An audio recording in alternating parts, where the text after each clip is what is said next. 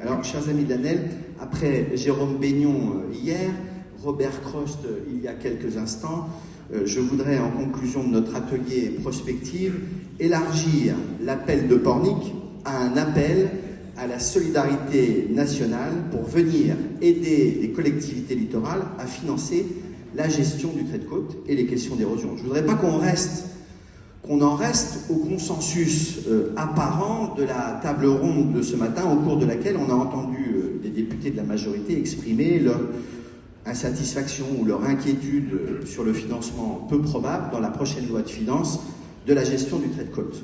Car enfin, il faut appeler un chat un chat. La loi climat et résilience qui a été votée et adoptée au mois d'août opère un transfert de charges non compensé à destination et à la charge des communes et des intercommunalités littorales. C'est un flagrant délit de transfert de charges non compensé. La gestion du trait de côte emporte pourtant des conséquences considérables pour les maires et présidents d'interco. Si on en prend en compte seulement les enjeux financiers, ça représente des millions d'euros pour chacune des communes littorales de France, métropolitaine ou ultramarine. Des millions d'euros pour chacune de nos collectivités.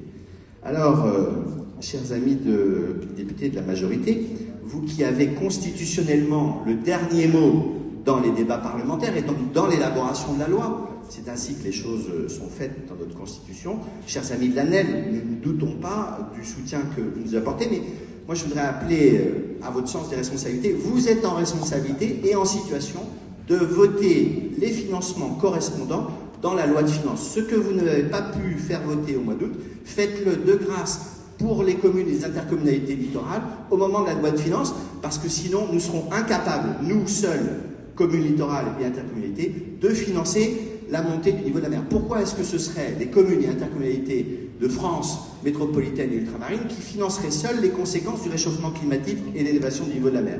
Nous avons besoin de la solidarité nationale. Merci.